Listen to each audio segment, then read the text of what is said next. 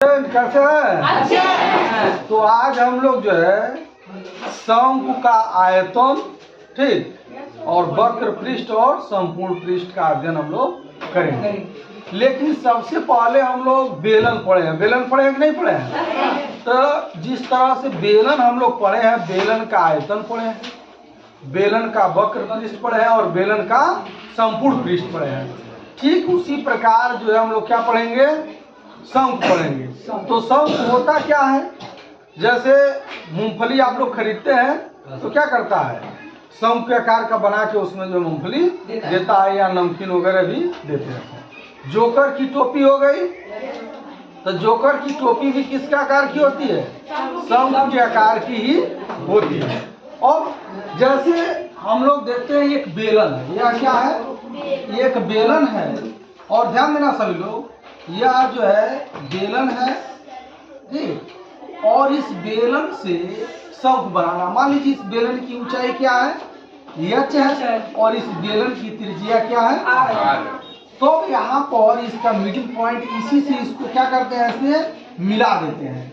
ऐसा मिलाने के बाद देख रहे हैं, अब क्या होता है, इतना भाग हट जाता है, आयतन का इतना भाग हट गया, तो यह क्या बन गया?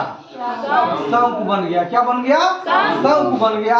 अब इस शंकु की ऊंचाई h है, त्रिज्या r है, लेकिन ये जो ऊंचाई बनी यह तिरछी ऊंचाई बनी। क्या बनी? तिरछी ऊंचाई। तो यह क्या है? शंकु की तिरछी ऊंचाई है। क्या है?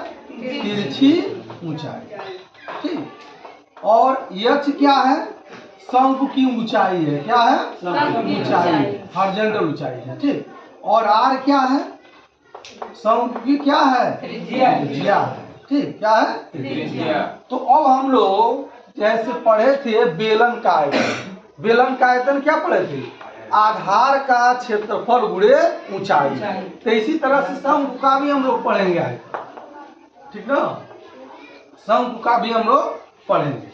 तो इसका आयतन बराबर हो गया आधार। आधार कैसा है? वृत्त के जैसा है, तो क्या हो जाएगा? पाई आर स्क्वायर। और ठीक ऊंचाई h है, ठीक है। लेकिन अब देखिए कितना भाग, ये सारा भाग कट के निकल गया है, तो यह 1/3 भाग कट करके निकल जाता है। क्या हो जाएगा? 1/3 पाई आर स्क्वायर h। क्या हो जाएगा?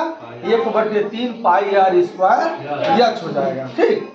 तो यह शंकु का आयतन क्या हो जाएगा? 1/3 पाई आर स्क्वायर h हो जाएगा। कोई दिक्कत नहीं है।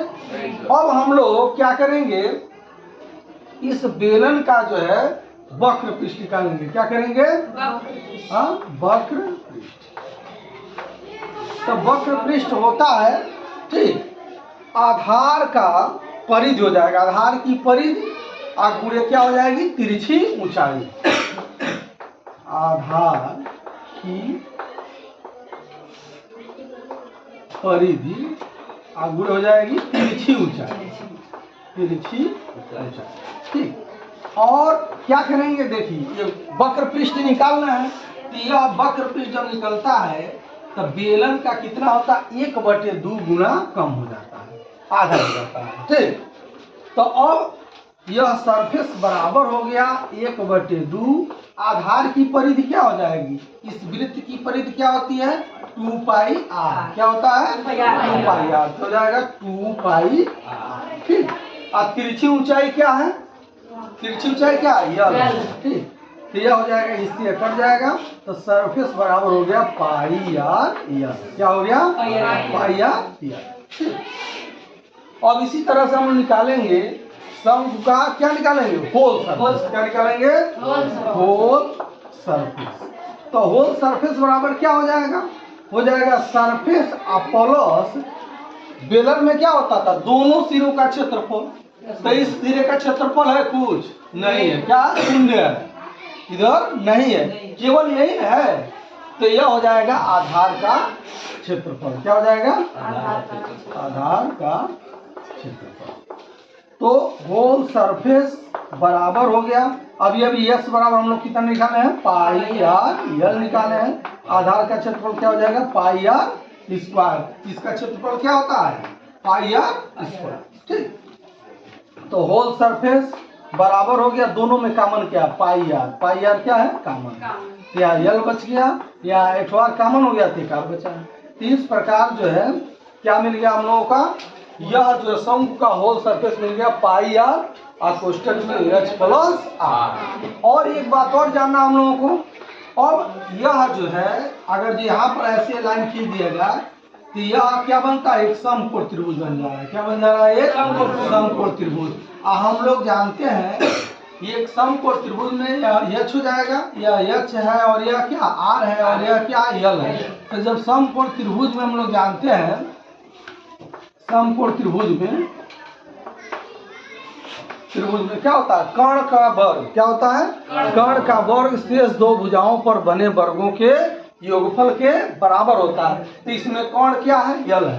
तो यल का स्क्वायर कर देंगे बराबर आधार का वर्ग धन लंब का वर्ग। तो आधार कितना है, आर का वर्ग, और धन यह लंब जो है क्या है, यक्ष का वर्ग। ये हो जाएगा, ये संबंध मिलता है। अगर जो इन तीनों में से कोई दो ज्ञात हो तो तीसरे का मान हम लोग क्या करेंगे, बड़े आसानी से निकाल सकते हैं। अब यहाँ से अगर यल निकालना हो तो यल बराबर क्या हो जाएगा, under root R square plus H square. तो जब कभी भी मान लीजिए एच दिया है, आर दिया है, तो यल निकालेंगे तभी क्या मिल पाएगा, वक्र पृष्ठ तभी मिल पाएगा। और एच और आर दिया है तो आयतन निकालने में कोई दिक्कत है, निकल जाएगा। तो इस प्रकार आप लोग इसको नोट कर लीजिए। और इस पर हम लोग एक प्रॉब्लम जो है देखते हैं।